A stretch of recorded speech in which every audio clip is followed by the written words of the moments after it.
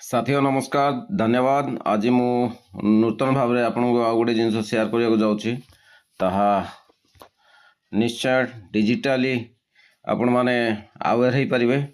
मु आज chat GPT विषय रे आपण मानकु शेयर करी जो थी कि आपण एप्लिकेशन किपरि भाव में इजीली लिखि पारे। आइदर आपण क्लास रे हो किंबा आपणकर कौन जॉब रे हो अच्छी ताहले बहुत बढ़िया भाव में आपण एप्लिकेशन लिखि पारे। देखंतु मुझे मोर सूचना भाव में इनफॉरमेशन दे दूची जे मते कौन दरकार।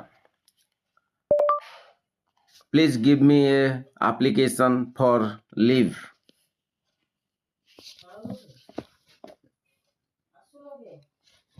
इन इंग्लिश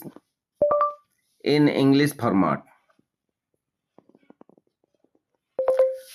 देखंतु जेतले चैट जीपीटी रे मु मोर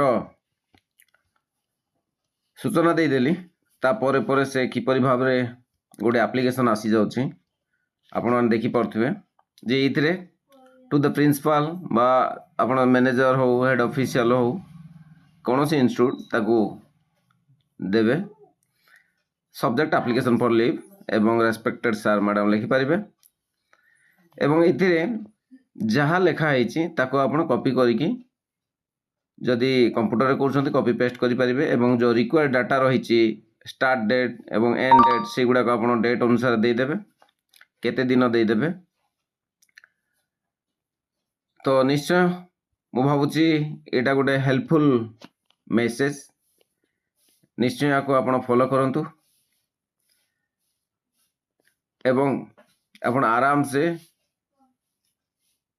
एप्लिकेशन लिखि पारिबे। बहुत बहुत धन्यवाद।